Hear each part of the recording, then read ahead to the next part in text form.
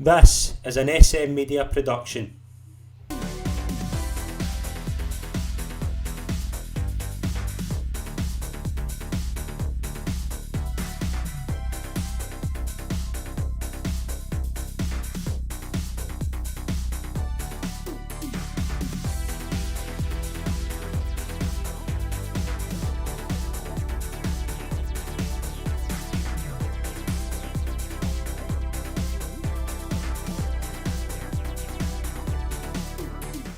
Hi there, and welcome to the latest episode of Chronicle, the Rangers journey, right here on SM Media. I'm Scott Pike. It's an absolute pleasure to be your host in this show, as always.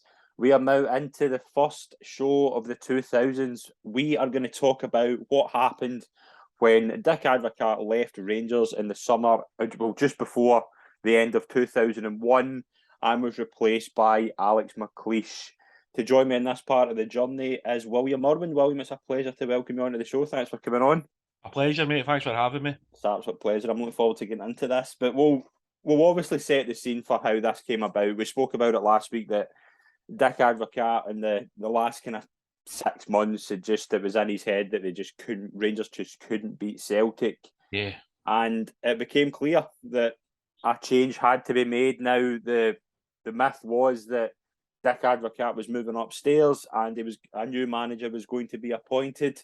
Dig a little deeper, and Dick Advocaat's job as director of football didn't actually exist. It was a way to save face for both Murray and Advocaat. Yeah. But there was a hunt for a new manager. William, do you remember the names being linked at the time, and who was the front runner in your opinion to get the job? I think at the time when you were talking to a lot of different supporters, I think you felt as though you needed somebody that was in Scotland. Especially the way that Martin O'Neill played. It was a very direct style. It was probably like sort of old-fashioned football in some people's eyes, but it worked. And we just couldn't cope with that style under Dick Advocaat. We were more of a technical-based team. And, speaking to a lot of the guys, I went to a lot of the away games back then, so when you spoke to people, we felt as though it would be more important to have somebody local. So like at that point, obviously, Alex McLeish was right up there. And I think that's important to remember from people's point of view. Maybe there was some disappointment that maybe we weren't getting another big name manager after having Dick Advocaat. But certainly in my eyes, I thought that Alex McLeish was like the favourite for me at that personal point. There was obviously four big names linked with the job. It was announced that Dick Advocaat was leaving I think it was just before the Hearts game.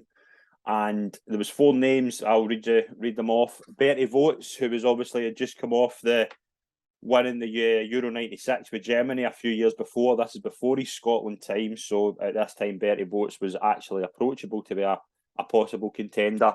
George Graham, we know obviously about George Graham, his time at Arsenal and his run at Tottenham just didn't work out at all. I just think that was never going to work for him. George Burley, who at the time was doing a phenomenal job with Ipswich, and Alex McLeish, who had brought Hibs back to the Premier League.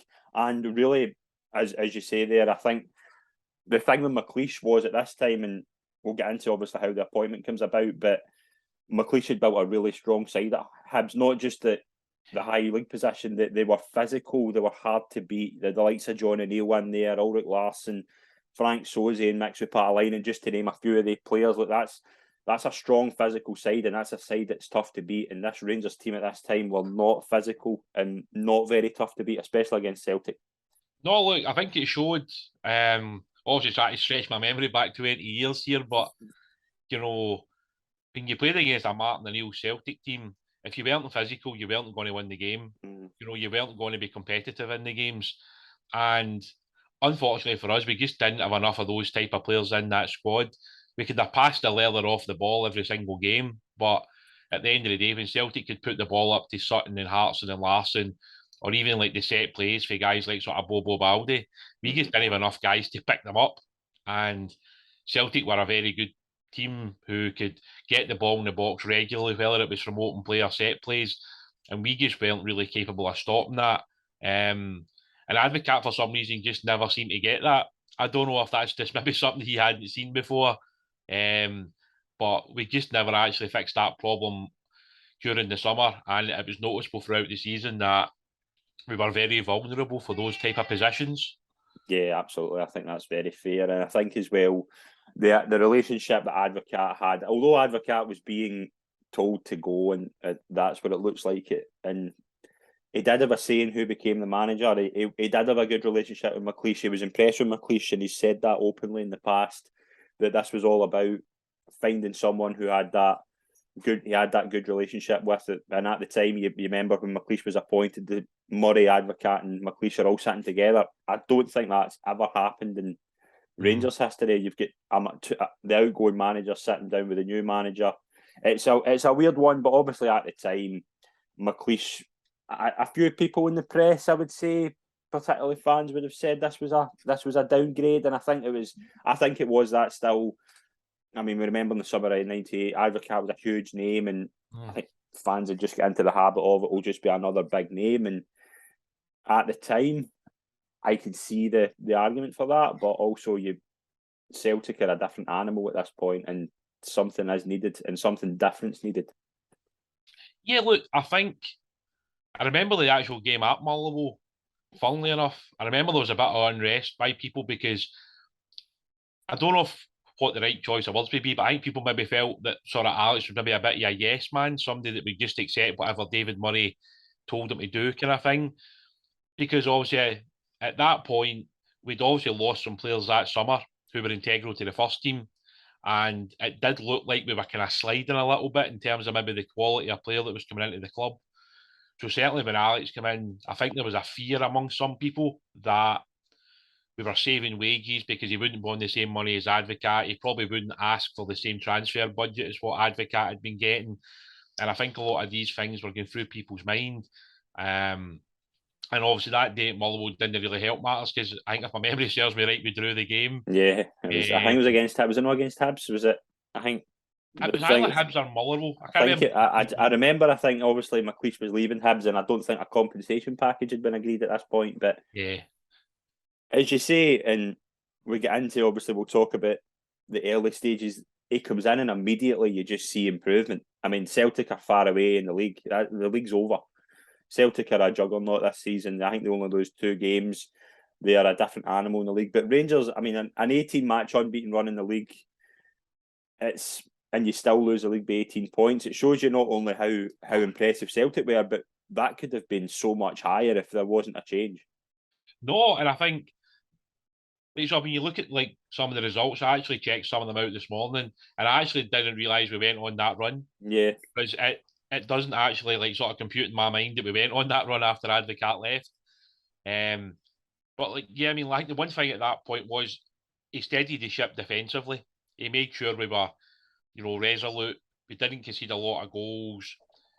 I mean, like the one thing that team didn't lack was goal scorers. nice. That team had a ridiculous amount of attacking threats, but defensively we just, for some reason that season, we just didn't defend that well at times. But then when Alex came in, yeah, again, he was a top-class centre-back, Alex, so he knew how to defend. And that was the one thing towards the end of that season. When you look at a lot of the clean sheets that we kept, we went to a lot of tough venues and we kept clean sheets. And obviously, you've already touched on it. Obviously, Advocaat couldn't get a result against Celtic, whereas the one thing Alex McLeish managed to do almost immediately was to stop getting beat, which, in most people's eyes, as long as you don't get beat, you'll accept it to a point. Obviously, you want to win the games, but as long as you're not getting beat, and the fact that Martin O'Neill had reigned over Advocaat for a decent part of that spell, it was important that Alex came in and obviously found a way of getting results against Celtic. And you say that, I think that's it in a nutshell. It's not. There was so many times against Celtic under Advocaat, particularly in the later 2 years, that what you were leaving there thinking Rangers hadn't laid a glove on Celtic. And the two league games, we'll obviously touch on the other games that they play Celtic in, but 2 draws. It's not humiliations. It's not a win, but you're not going there and getting battered. Celtic aren't coming and running over the top of Rangers, and that was a big thing. But the one thing I want to touch on as well was the only saving grace Advocaat really had that season was the UEFA Cup, and obviously it beat PSG just before he left. The 2 games against Feyenoord, the losing 4-3 in aggregate with Pierre van Hooijdonk from ex-Celtic player coming back to haunt Rangers. That was, although it was a 4-3 loss and Feyenoord who had gone to win it in their own turf, like that was a prideful performance going there, and really showing that you can still compete, and that was a big thing for me at this time as well. Like, there was that character that I think that was lacking under Advocaat in the later stages. Yeah, look, that was a very impressive Feyenoord team. I remember the game at Ibrox, there was a wee bit of unrest because I think the Feyenoord fans tried to get at the Rangers fans that night. But they had some great players. I think they had like a Japanese international who was a good player. And then obviously they had several Dutch internationals who were all of a very high class. And obviously, Van Hooijdonk could just strike the most ridiculous free kicks. Yeah. I mean, even the game with Feyenoord, I think they played really well, if my memory serves me that right. I think Van Hooijdonk scored either one or two free kicks. He scored 2 free kicks, one after the other. McCann getting sent off was a big turning point in that game as well. Yeah, and I think the thing is, like, obviously back then, like, the away goal rule was still in place, so it was important to get. So the fact we actually went to Feyenoord and scored 2 away goals, like, a lot of the time that would have been enough to send us through, which would have been a phenomenal result. But in the end, obviously the red card, Van Hooijdonk with the goals, etc. It's just, yeah, look, I think most people could see a progression because Alex obviously came in at the end of the 2001, like sort of towards the year, and then this was like the kind of February, March time when we played that, sort of 2 games in Europe against, as you say, a very, very, very impressive Feyenoord team. And probably at that time, you maybe didn't think they were a team that was going to go on and win it potentially, but you could see the quality within that squad. Yeah, exactly. A young Robin van Persie in there as well, who'd showed what he would go on to do in his career. But pride against a team like Feyenoord, though, pride was restored, and it was going to be restored further. Rangers still had the chance to win silverware. A massive League Cup semi-final was coming up against Celtic. This was the chance to show that improvement was there under McLeish, because although I think they'd played them in the league and things like that, Celtic were miles clear in the league. This was an even game. That there was no advantage, no leading. Celtic didn't have a lead at this point. Rangers absolutely took the fight to Celtic in this game, and a 1-1 draw. And you remember the Lovenkrands goal, just the tenacity Lovenkrands has to win that ball, and just he scoops by Balde and scores. That shows you. I think Lovenkrands coming in as well. I think we need to touch on that. There was no fear against Celtic. That's what McLeish installed immediately. You don't come up against them and hide. Yeah, look, I think the one thing, like the 2 centre backs that Celtic had back then, maybe weren't the quickest. Mm-hmm. Obviously, they used to use a Gaff as a full back who was very quick. But like what McLeish did really quite smartly was put Lovenkrands on somebody like Sutton if he played at centre back, or try and put him onto a Balde or whatever, because he knew that like Lovenkrands would beat them in terms of his pace. Whereas like before that, we tried to put like Ronald De Boer up there and Arveladze, and like, without being like sort of disrespectful, because those guys were great players, they were just getting bullied. And because they maybe didn't have that pace to like burst away from those centre backs, McLeish seen quite quickly that was something that had to change. And to be fair to Peter Lovenkrands, he obviously had a great run against Celtic for 18 months, 2 years, where he either, sort of caused them a lot of problems and somebody else scored, or he scored in the games. And you've got to say tactically, Alex obviously knew Celtic very well, and he found a way of playing against them.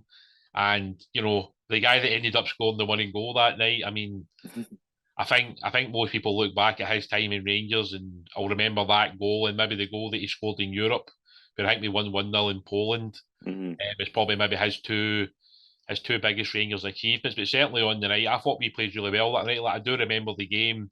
Yeah, against Celtic were big, they were powerful. They got the ball forward early, and it was tough. But yeah, look, there was a mentality shift, I think, at that point, because I think supporters felt as though we could beat Celtic, and I don't think that was the case towards the end of Advocaat's time. I think there was almost an acceptance that, especially when we went to Parkhead, it was going to be extremely difficult. Mm-hmm. But these one-off ties in the cup games, I think it almost played into Alex McLeish's hands, because I think he loved that, absolutely loved these cup games. You look at his cup record overall, and it's absolutely fantastic. Yeah, absolutely is. And you mentioned getting into extra time, the game was set up for a hero, and I think it's apt that the hero and the kind of big turning point for Rangers under the early stages of McLeish was scored by I would say the symbol, we spoke about it last week, the symbol of the kind of downfall of Advocaat was consistently sitting by the likes of Bert Conterman, who just couldn't really get going at all. There's so many comedy errors, and famously that night when his name's read out in the team sheet, Celtic fans cheer him. Do you know what I mean? Like that summed him up, and it's a thunderbolt of a goal. It's one of those memories, and the commentary, obviously, of Archie McPherson just makes it better. It's just everything about it is just sums this up. Just that this is a new time. This is a new time, and this figure who'd been mocked by both support. Rangers fans did not want him in the team, but I think that's another thing McLeish does. McLeish moves him into midfield and actually gets a tune out of him. Yeah, I think it became quite clear with Bert that he wasn't going to be able to play centre back in Scotland. Yes. He just didn't have the physicality. And I mean, I don't know if bravery is the right word, but you sort of felt at times he could have put his body on the line a little bit more. Yeah. So when McLeish came in, I mean, the one thing that Bert could do, and anybody that watched Bert got him, is he could spray a ball anywhere on a football pitch. Mm-hmm.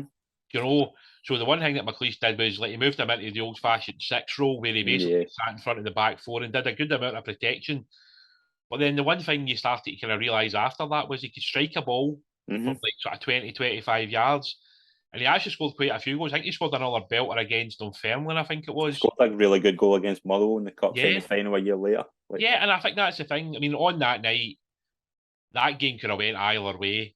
But it just, the break of the ball that night, and I was actually behind the goals at the opposite end of the pitch. So, like, as soon as Conterman hit it, you could see where it was going. Like, you weren't too sure maybe if the ball was just going to rise above or it was going to go into the net. But I remember when the ball hit the net, like, I know people talk about like the noise in the European games and stuff, but the noise that night at Hampden when that ball hit the net, I don't know if it was like sort of relief because we hadn't really been ahead against Celtic that often in the previous 18 months or so. And because it was an extra time, you possibly felt that that goal could be a mentality shift. And I think in the end, what you said was true. That goal really pushed Alex McLeish's like sort of Rangers managerial career to that next level. And then I think at that point there was a bigger degree of trust because I think once you beat Celtic, the supporters kind of think, all right, we've actually managed to beat Martin O'Neill's Celtic team here. And that was a big thing for McLeish, massive. Yeah, and as you say, that obviously Bert Conterman with the goal, but it was that roadblock that we talk about. It was that Celtic roadblock that was just there and you just couldn't get it down. And this was it. This was what it took. And Rangers were obviously through to the League Cup final and sealed the first trophy of the McLeish era with a 4-0 victory over United in the final. It was a pretty routine game. I remember the game vividly because I'd obviously from Ayr. I had a few Ayr fans in my class at school and I was saying you have no chance of winning this game.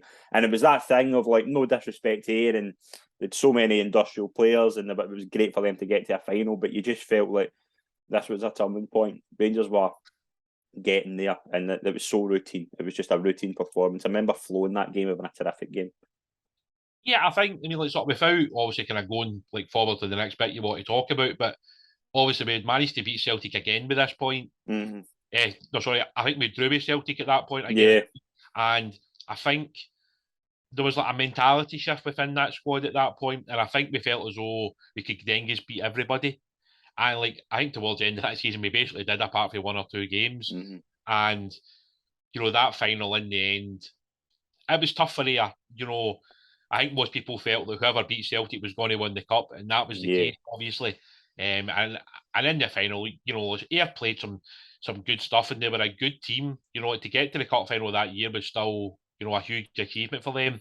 But as you say, like you look at the forward line Rangers could put out that day, you look at the bench that McLeish could pick from, and it's, on the day it could have been more than 4, but I think at that point there was just that happiness that we were back winning trophies again, and obviously Alex McLeish, getting his first trophy as Rangers manager. I mean, like it's monumental, that first trophy as manager of Rangers, especially the fact, like obviously by that point in the season under Advocaat, we knew the only 2 trophies we could win were the cup competition. Yeah. So to go and win the first cup competition was absolutely massive for him. Mm-hmm. Yeah, absolutely as well. When the first trophy in the bag, there was a chance to do the cup double. A semi-final victory over Partick Thistle would set up a 4th of May 2002 cup final between Rangers and Celtic. Looking back in this game, like going into it, there was confidence in Rangers that they could go and do it. Yeah. And I think that comes off the back of, I think as I touched on previously, we played Celtic in the league and we drew. then we'd went to Parkhead and get a draw. Yeah. Which I think at that point, like the players obviously felt as though they could go and do it. I mean, obviously on the day, that was probably one of the craziest cup finals. Yes. In terms of, it was like back and forth and back and forth. And, the sort of memory for me, I know obviously people will talk about the one and goal, but Barry Ferguson's free kick, I don't know what it was. Like, that goal has just always been in my mind, like, since that day. That just felt like a pivotal moment for Barry and for Alex, because they two became a great duo the next season. That became a huge importance of, like Barry Ferguson became a different type of player under McLeish in that kind of second season. But that cup final, Celtic, I think, took the lead and then we equalised. Celtic kind of took the lead again and then we equalised. And then, obviously, everybody knows the winning goal, don't they? Yeah. And you touch on a really interesting point. Obviously, Celtic took the lead early on. I think it's Hartson that scored, and then Lovenkrands getting back into it. But then Baldy for a header had put Celtic back in front, and you see this difference in Barry Ferguson that I think carries him. And I think this is a turning point for him. Although we knew his talent, he'd got the captaincy under quite controversial circumstances with the Amoruso situation, but he drives that team forward that day. He just picks everybody up on the park, and the free kick just sums him up. It's just pinpoint into the back of the net, and it brings Rangers level with 20 minutes to go. But you see that day a real captain's performance for Barry Ferguson. This is him emerging as a proper leader. Yeah, look, I mean, I'm very lucky. Like, I'm coming up for 40 this year, so I've seen a lot of great players play for Rangers, but Barry Ferguson's right up there. I know, look, Celtic fans will never admit how good Barry Ferguson was and stuff like that, but I mean, Barry was, and probably is to this day, one of the best Scottish players that's ever played the game up here. Barry's ability, especially in some of the European ties under Advocaat, were absolutely amazing. Barry was up against some of the top players in European football, and he was standing out. So, in that cup final, as you say, it was like, the chest is puffed out, the heart's pumping.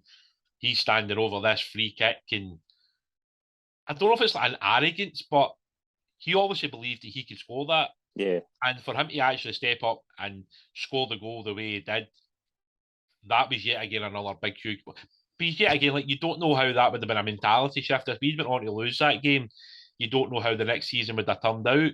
So, like, to go into that cup final, to fight back twice, and to then go and win it, I just think that was a monumental moment for the whole squad, knowing that we'd beaten Celtic twice at Hampden in huge cup games, and it really pushed us on, obviously, the following season. Yeah, absolutely. And obviously, the final it looked to be heading for extra time, and Rangers, the thing that emerged to me is just how fitter and better Rangers were it.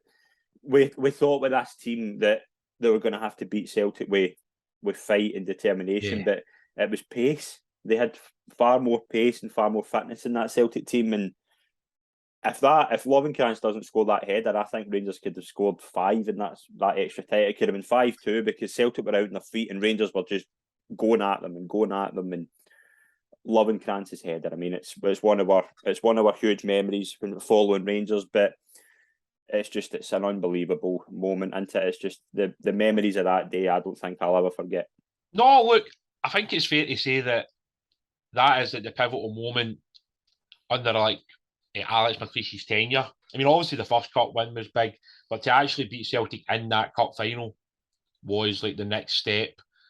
And then after that, it felt like every player had a belief that we go and win the league, which clearly that season we won the 2 cups.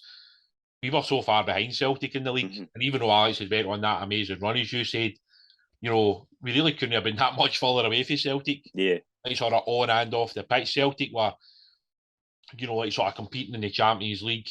They were doing well in the old, like, sort of UEFA Cup. They were a very difficult team to play against home or away because of their style. Yeah. So the fact that Alex had managed to play these 4 games against Celtic and had remained undefeated, it was just a huge mental shift for the whole squad. And I would say bigger was the supporter. The supporters, by the end of that season, had maybe went from, why did we appoint Alex McLeish to take over for Advocaat, to, no, this guy knows what he's doing. He's got it set up in the right way, and we've managed to beat Celtic twice. So I think that was a massive thing for Alex. Yeah, and it reinvigorated the support, and it installed that confidence that they could regain the league title from Celtic. It wasn't a case of Celtic were going to dominate. Rangers were back and going to compete in the league and every competition. But let's get into off the field stuff, because I think this summer of 2002 is extremely pivotal. The debt is, we spoke about the kind of emergency of the debt and the losses at this point, and the debt in the summer of 2002 is sitting at 52 million, and Murray's beginning to feel the pinch from the support, who rightly, I think there was a small portion thought, how are Rangers going to trade out of these losses? And what was the kind of thoughts at the time of that? Like, was there because the whole thing of Murray at this point is still, I'm the man, I'm putting the money in, this is my show, and when your debt's sitting at 52 million, how's that possible? When Murray again was just rubbing it off as that this is a media storm just to whip up chaos. It wasn't, and he's still of that attitude at this point of something will turn up. Yeah, look, I think obviously that summer, I don't think too many supporters thought we would spend much money. Yeah, And I think we thought we would probably scale down a little bit on the squad. But in terms of the money, I don't know if there was maybe like a blind spot for a lot of it. Maybe we just didn't think about stuff like that back then. Because for most supporters, like most football clubs, for all maybe they could be in a little bit of debt, there was always the thought that, well, if we get to the Champions League, that money will put us back in a good position. We could have sold 2 or 3 players from that squad that could have brought in some money. And he clearly, I know you've not touched on it yet, clearly at the start of the European campaign that year didn't go particularly well. So that year was another huge, sort of financial blow to the club. And it was maybe around about that Zizkov game that maybe we thought to ourselves, right, we're probably in a wee bit of trouble here because there's no European income now for the rest of the season. We're obviously sitting with this, kind of 40, 50 million pounds. What does the club have to do to kind of sort of right the wrongs almost? But then, like, what happens as usual is when things are going well on the pitch, that seems to just get kind of coated over and people forget about it. And I think that's basically what happened during that season, because obviously the team had a pretty successful season, and it probably wasn't until later on that season that we started to recognise that there was more than what maybe we first thought, to be honest. Yeah, and as you say, like, Murray's still got his head in the sand at this point that something will turn up, but there's a problem there that needs fixed, and you need a dynamic chairman to fix it. And instead of stepping in and going, what can I do? What can I do to fix my mess? He steps down as chairman, and John McLeish takes over in the summer of 2002. He was on the board as vice chairman, and he gets promoted. We'll touch a bit on McLeigh's background. It came from the IBM, and his renowned thing was cost cutting. Yeah. But with hindsight, it was clear to see McLeish was put in because he needed to get the debt down, and we see that, we know that's obvious. But it's more because Murray didn't have the heart to come out and say, this club's in trouble. We need to do some cutting. I can't be here for that because that will ruin the positive opinion people have of me. That's Murray's MO at this point. It's not about fixing a problem that he's created. It's more about, this does need fixed, but I can't be the face of it. Yeah, look, like you're trying to rack your brains back to that time and how things like sort of broke down and how it all ended up. And yeah, look, one thing about David Murray is he could certainly stand up at a press conference and say things, and he had a belief in what he said. And I think most supporters, because of the money that he'd invested in the club, most people probably just felt he would have just, put the money in and that would have sorted the problem. But yeah, when you seen that change at that time, and then obviously the stuff was kind of coming out about the banks, and then, as you say, the change at the top, it was starting to ring like a bell among some supporters. Probably not to the point that it eventually did, clearly, but there was certainly a thought that, right, we're probably not going to spend much money this summer, although we actually did end up spending, sort of really good money on one player. Mm-hmm. But I think most people maybe expected that we maybe go out and sell a De Boer, or we might sell a Flo, or at that point, obviously, there was a lot of talk about Barry potentially. Yeah, there was, and there was a lot of talk in that cup, the day of that cup final, because there was, what is this Barry Ferguson's last moment at Rangers, and that was the thing at the time. Like, that was realistically anybody was for sale, and this is the weird thing for me about this whole thing, is that McClelland obviously took the day-to-day operations at the club and was obviously tasked with just bringing the costs down, and Murray's still there. Murray's the honorary chairman now. We'll touch on in the kind of next episode about him coming back and how he ends up coming back, but at this point, Scottish football's not in a good place. The TV deal is the shambles it is. We spoke about that last week, of the ridiculous SPL TV thing, but the move to England was also getting mentioned. That was never mounting to anything, wasn't it? Murray was hoping something would turn up, and the TV deal was down. The move to England wasn't doing anything. That they're just, no matter what it needed was somebody to say, right, I will fix this, and he just didn't. He just couldn't bring himself to even put his hand in his pocket, because we know he had the money, and it's that thing. It's that thing of, I've rode this for as long as I can. Yeah. Instead of fixing it, I'll just hopefully cut it, and hopefully it doesn't fall back in me. And that was David Murray. Yeah, look, I mean, like that summer, I felt the club had like two options that summer. Like, we either sold the club, and like David Murray sold the club to somebody who would be willing to pay off the debt, and maybe put a little bit of money into the club, which was a viable option, given like Rangers were still a big club. You know, if you won the league that next season, you've got a chance of being in the Champions League, etc., etc. So that's obviously like a big income that can come from that. Or you tear apart the squad and you sell players to bring the debt down to what would have been deemed like a manageable amount. Because like most teams in the world, like still to this day, manage their debt. So like, it's not like you can't manage, say, 10 or 15 or 20 million pounds of debt. It's very manageable, especially if you do well in European competition. So that summer, I think there was, as I said earlier, I thought that maybe guys like Flo would go in the end, but I think that was an expectation because of the wages, the transfer fee. But then I think a lot more people felt that 2 or 3 other players were going to go, and that would have brought the debt down massively. But then all of a sudden we sign like Mikel Arteta, and you're sitting going, all right, so we're going to spend like £5 or £6 million on this guy, given that, you know, we're sitting with this kind of debt. And yeah, look, there was things that summer that seemed a little bit strange, to be honest. And maybe looking back now, we should have maybe seen things a bit brighter in our eyes than what we actually did in the end. And see what you brought up there about managing debt. I think that's a big point as well, because at this point, I would imagine every football club had a big debt, but it's how you manage it. Yeah. And Rangers weren't managing it. And Murray, and we'll touch on Murray. We've touched on him last week about how the tax situation and things like that, and he just couldn't bring himself to come out and say, because if he'd come out and said in the summer of 2002 and the year before that, like, we've overreached, we've spent too much money, we need to cut it down, the fans would have been like, kind of the days of super spending are over. But if the team was somehow doing okay, and we see that with Smith. Smith later on is on a tight budget, but he gets a tune out the team. So as long as the team are competing in some way, if Murray had come out and said at this point, listen, we need to cut the cost down, we need to sell a few players, we need to be active in the transfer market, we need to do a bit of cutting, I think the fans would have been accepting. I think they really would have, because they would have seen the bigger picture.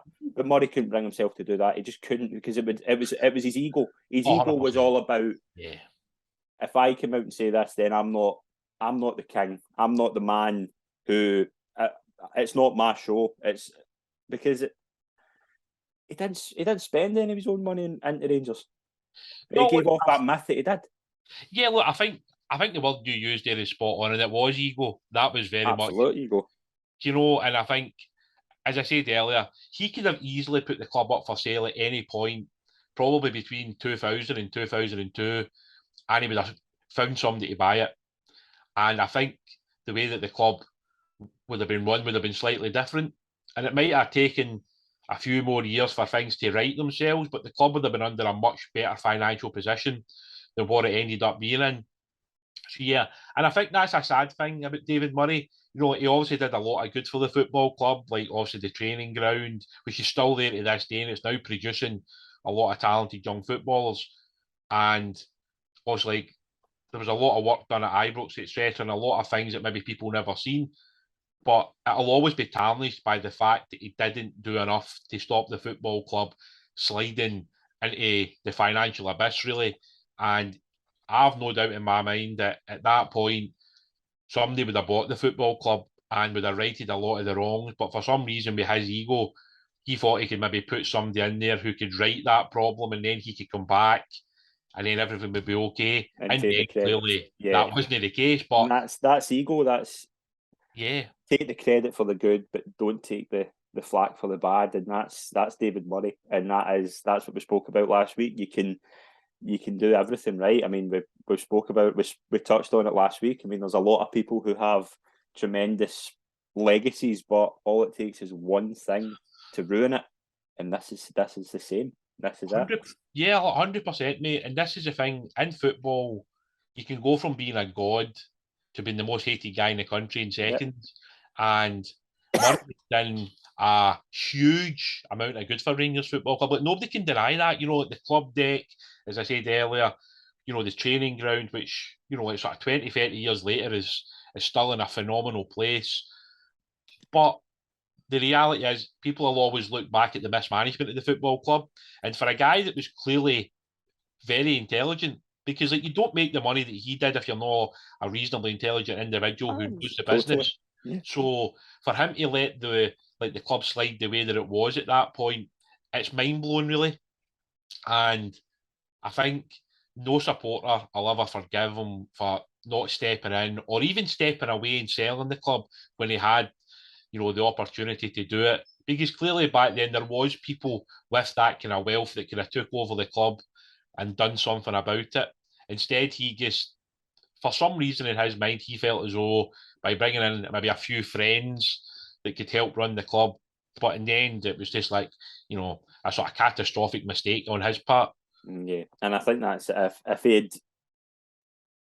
he made his money from Rangers, he would have. I think he would have done something like that, but he'd made his money already. Yeah. That Rangers wasn't his kind of money making thing. Rangers was, as we said a few weeks ago, a leisure pursuit, and that's what it was. And he just couldn't bring himself to fix his problems. But we spent enough time talking about off the field stuff. The 2002-2003 season is memorable, and on the field stuff. And the season starts.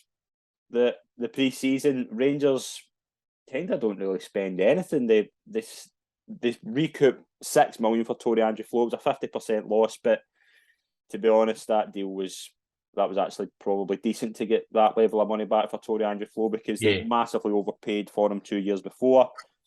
Flo didn't have a bad spell at Ibrox. I know he's been perceived to be a flop. He wasn't. He just couldn't live up to the massive price tag. He had to be the second coming on that with that price tag. And yeah, I mean, it was silly. I mean, it was silly money. I know at the time you're obviously excited about it because most people had seen him play for Chelsea and seen the quality that he had. Mm-hmm. But yeah, we should. I mean, see if we bought him for $5 or $6 million, most people would have, even to this day, would have said that was decent value for what we're getting. Yeah. But to pay double that was absolute lunacy, really, when you look back. And it's not like we didn't have attacking players back then. We still had a high degree of quality. But it was almost as though if we signed Tony Andrew Flo, we'll just beat Celtic. And that, like, I don't know if that was the mindset, but it sort of felt like that at the time. And like looking back now, you know, given where the club's been and where it is now, it's crazy to think that we spend that amount of money on one player for Scottish football. It really is. Yeah, I mean, it's crazy. It's just it was a crazy deal at the time, but they did spend the money again. They went into the Spanish market. They bought a youngster from Barcelona who Rangers fans would have remembered from his loan spell at PSG by the name of Mikel Arteta. They also signed Kevin Muscat from Millwall, but Arteta was the one that got the blood flowing into this. For £6 million, Mikel Arteta, it was exciting. Yeah, look, I mean, obviously I hadn't really heard of Mikel, if I'm totally honest, you know, when we signed him that summer. Obviously we had a a slight viewing of him the previous season in the European games. But I mean, that was it. You know, like at that point, like you weren't exactly switching on Sky and watching a lot of Spanish league games and stuff like that. So it was a surprise that the club were prepared to spend that kind of money. And obviously over the season, Mikel clearly proved his high quality. And I think you could argue that if the club had managed the situation better, they probably should have made a profit on Mikel. But in the end, a bit like everything that was going on at that time, it felt like we were just not doing things the right way. Yeah, I mean, well, that's something I want to touch on next week, because that's crazy how Rangers sign a youngster from 6 million, does really well, and they lose money on him. But we'll touch on the character who made that happen next week. But Rangers started that season in really good form in the league, 8 wins from their first 9 games. But Victoria Ziskov, a Czech Republic team who I don't think we've heard of before that or since. Rangers lose 2-0 in the Czech Republic and then bring it back to Ibrox and win 3-1. But obviously that away goals rule, that was a sore one to take. Yeah. At the time, this wasn't a good sign that Rangers were going out to such a low team. But with the benefit of hindsight, even after that season, with the run Celtic go on, is it not a blessing in disguise that Rangers? I mean, look, look, at the time, I remember actually the game over in the Czech Republic. I remember the defeat, and I don't know if we were arrogant towards it, but I think maybe as supporters we felt as though we would be okay. You know, even the 2-0 defeat, we'd be okay, because I think at Ibrox we always felt like we could turn the game around, and in the end, like at Ibrox, we actually played pretty well. And I think, if my memory serves me right, I think we were actually 3-0 up. Yeah, we were. In the extra time, and then they scored. So, yeah, again, like you don't know. See if we'd actually made it through to the group stages that year, would we have went on to win the league? Like there's so many ifs, buts, and maybes. But yeah, look, you're probably right. The fact that we could have 100% focus on just the Scottish competitions probably helped us more than it helped Celtic, given the run they had in Europe that year. So yeah, looking back, was it a good thing? Well, obviously not. But yeah, like sort of towards the end of that season, if you'd offered supporters what we ended up doing, they would have probably took it. And I know that's a ludicrous thing to say at the time when you've been knocked out of Europe by a Czech team that not many people had heard of, but that's the reality of what we needed that season, and in the end we were, fortunate enough to do it. Yeah, absolutely as well. When Rangers go to Parkhead for the first Old Firm game of the season, and I think this game sums up the season we're going to talk about. Like, it's just back and forth. It's a 3-3 draw, and it shows how close the teams were in terms of quality in different ways. Like Celtic had the power and the physicality, Rangers had pace and a lot of kind of technical ability, but you could see then this was going to be neck and neck. Both sides were very evenly matched in different ways. Yeah, like what we went that day at Parkhead was literally just it was like two bulls going head to head. Yeah. And I mean, like, I remember Arteta's goal. Clearly the goalkeeper had one of his bad moments that day, kind of rolled over him. But then, like, typically Larsson scores and then the Rangers in. I mean, like, I remember being at the game and you're sitting going, no Larsson again. You know, that was always the fault. Like, when he scored, you just...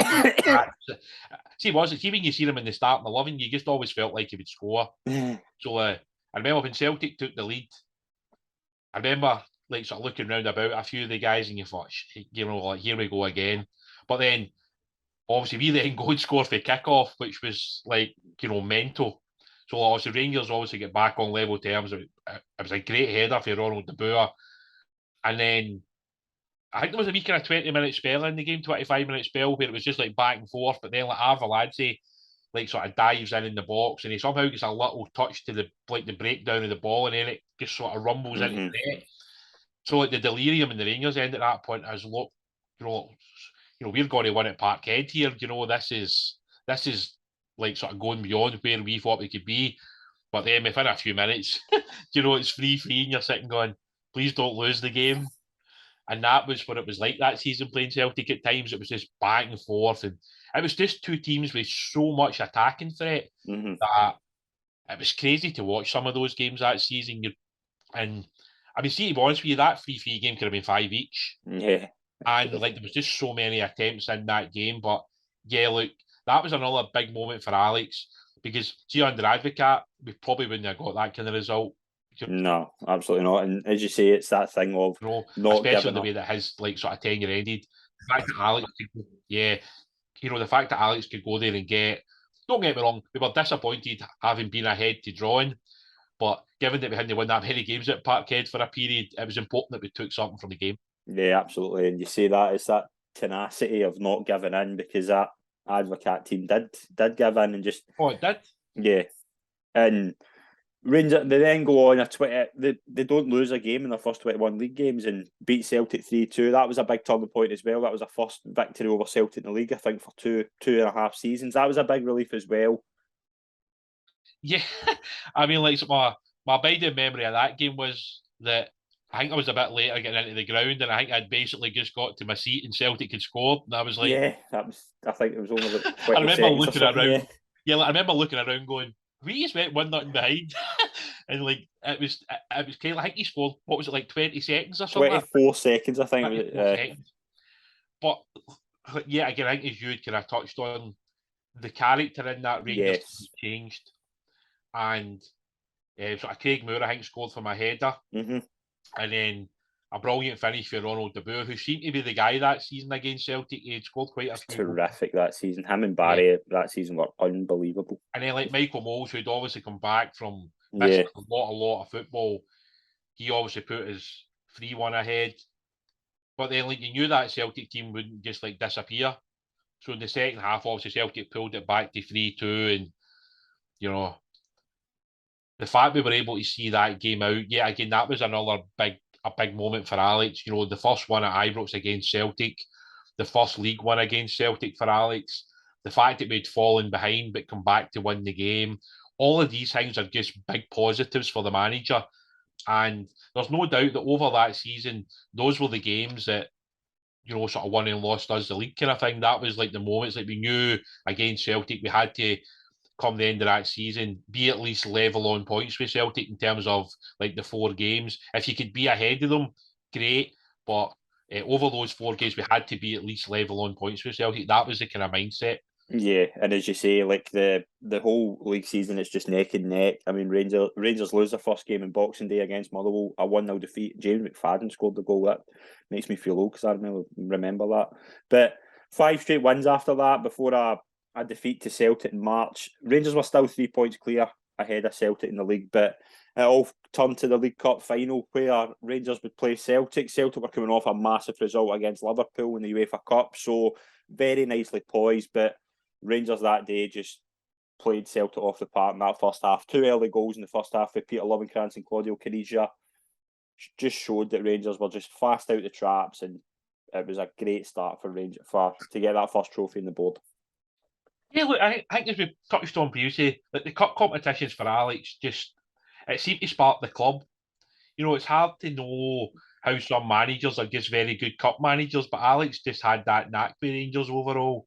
And yeah, again, it was another big one. It was a win that we needed. I think we lost to Celtic in the league. By that point, I think we lost 1-0. So it was important to then go and win the next game, which obviously we managed to do. I think from memory, was that game on like Channel 5 or something? Channel 5, yeah, that's right. It was bizarre. But yeah, again, like Celtic were always a threat, and when you seen that front 3, 4, 5 players, you knew that game wasn't over. But I think on the day, and even somebody like Caniggia, I would say that Alex got more out of Caniggia than what maybe most supporters expected. I mean, at the end of the day, like Claudio was coming to the end of his career, but he still had it.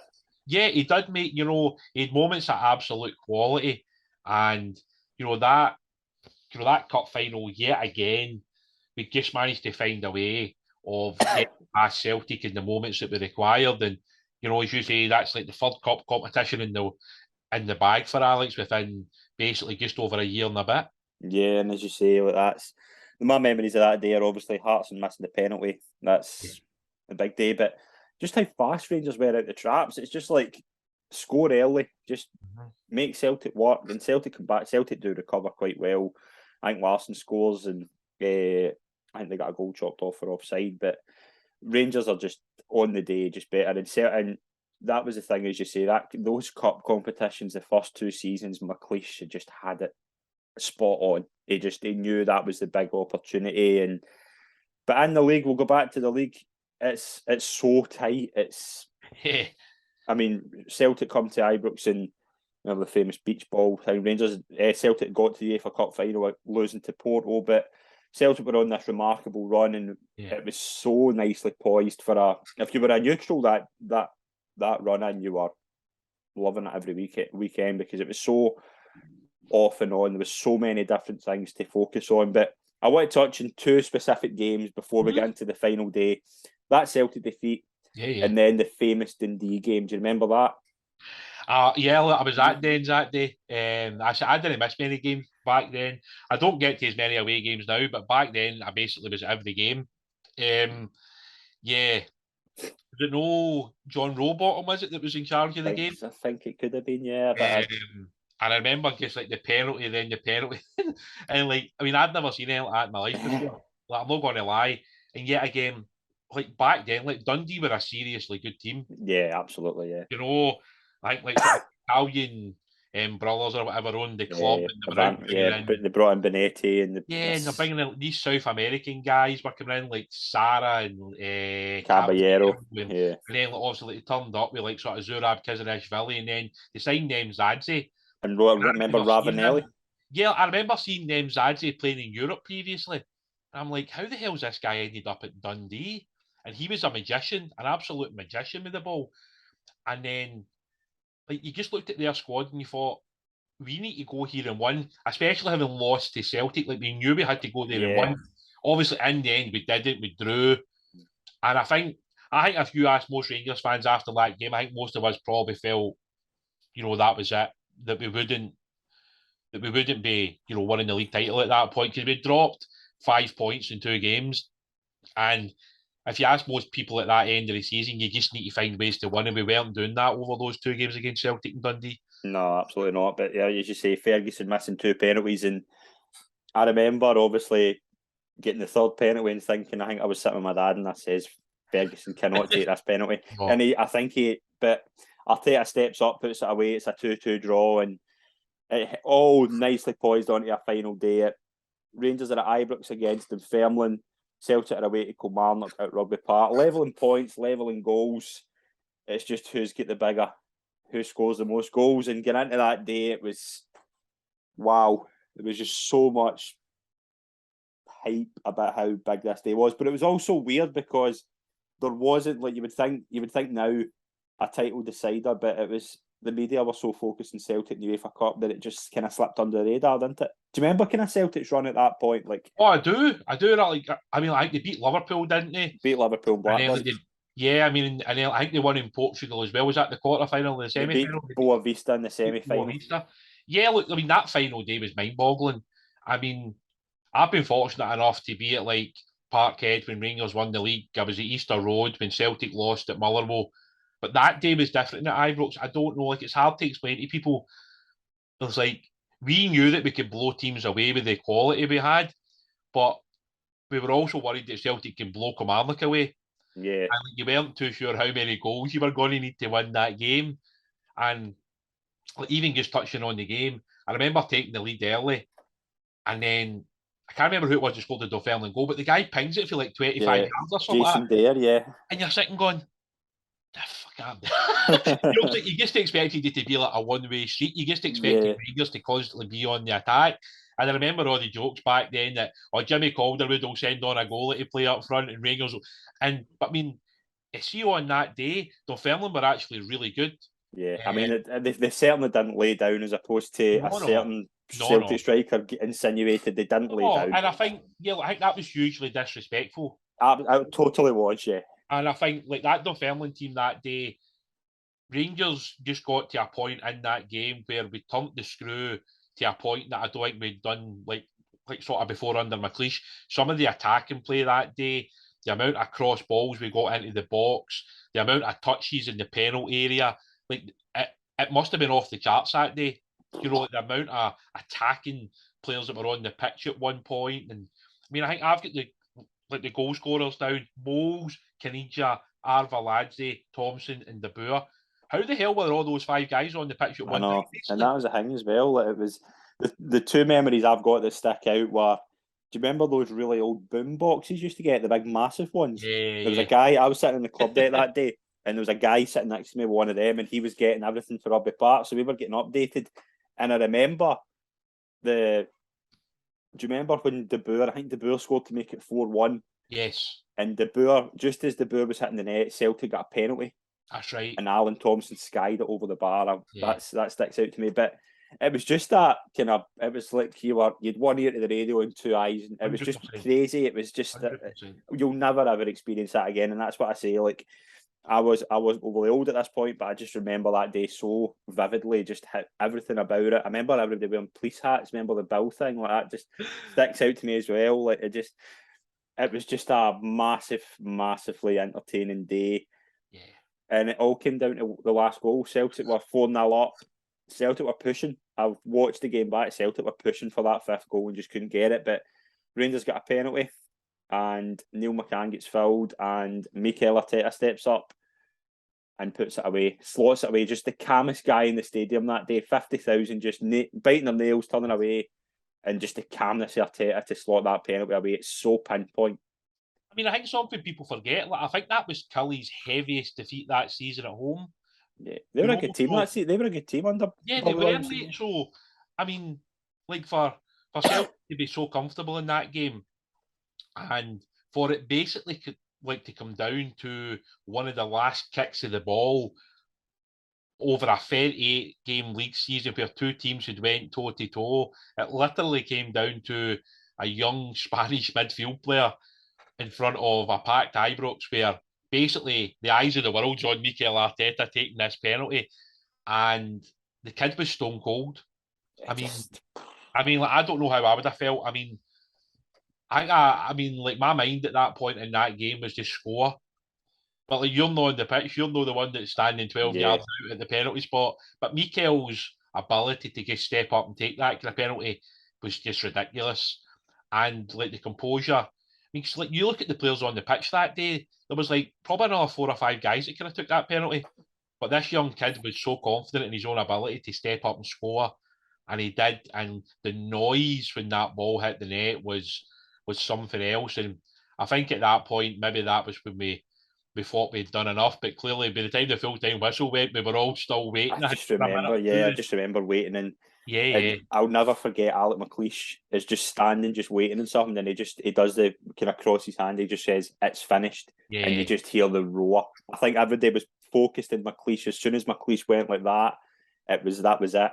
And just I'll never ever forget that day. It was just a memorable day. But it was also a record 50 league championships as well. It just showed that this was a monumental season, and Rangers had the chance to complete a domestic treble, faced Dundee in the Scottish Cup final. I think, is it fair to say that the Rangers side were suffering from the title celebrations that week? Because it was not a vintage cup final.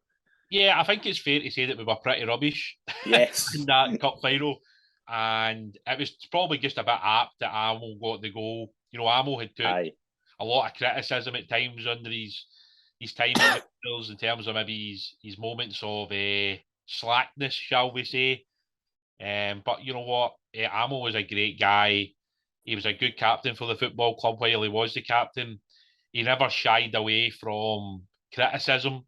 You know, he always stood up, puffed his chest out, and got on with it. And you know, for the big man to score the winning goal in that cup final, which was probably the only good moment in the game, really. Yeah. And yet again, I think as I touched on it, that Dundee team were a very good team, and that cup final wasn't a given. So the fact that we won that, as you say, I think the players had a few extra days celebrating. Maybe the manager should have curtailed that a bit earlier, but yeah, I think, to be honest with you, seeing if we'd lost that cup final, most people would have probably forgiven Alex just because we'd won the 50th title, but it was special to win the treble. Not many Rangers managers have done it. No. So for Alex, the last Rangers manager to do it up until now. And that's the thing, mate. It's something that maybe doesn't get spoken about enough. Alex took over from Dick Advocaat, who in the main had signed the majority of those players, but Alex McLeish got a lot more out of those players than Dick Advocaat ever did. Yeah. And I think that's the one thing that stands out to you about Alex. He was clearly a very good man manager who the players had huge degrees of trust in. And he was also clearly very tactically smart, because when you go into these games, as he proved the following season, which we'll obviously touch on at another time in Europe, he showed his technical ability and his tactical ability was there. And he also found a way of competing against Celtic regularly, which was something that every supporter, well, basically demanded. And, he managed to do that over that first kind of year and a half.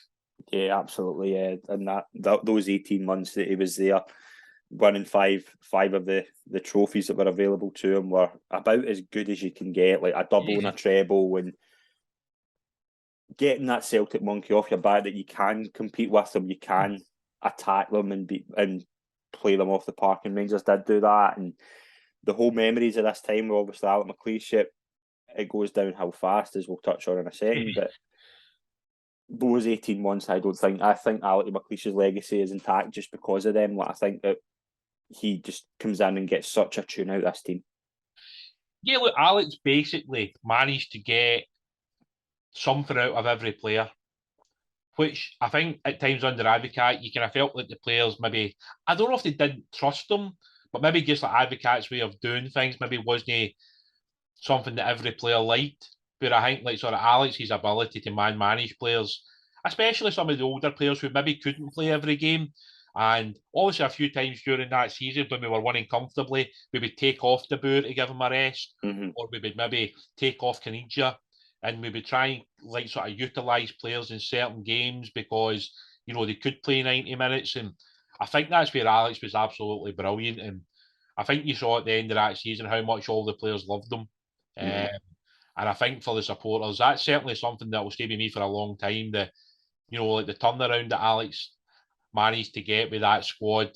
I'll be honest with you, when Alex took over, if somebody told me we were going to win the next 5 trophies, I would have probably thought you were a bit mental. Yeah, absolutely. But given how far behind Celtic we were, so the job that Alex did over that period was genuinely phenomenal. Absolutely phenomenal. Absolutely was. And we'll wrap up the show there. On the next episode of the Rangers journey, we will focus on what happens after that treble winning campaign, the weird summer of 2003 where McLeish gets that squad sold out from under him, the disappointment of that. But we'll touch on another memorable season of 04-05 and what happens after that. William, it's been an absolute pleasure to have you on the show. Thank you very much indeed. Thanks for having me, mate. Cheers. Been an absolute pleasure, and touch back with us next week for the next chapter of the Rangers journey. Thank you very much, everyone. We'll see you soon.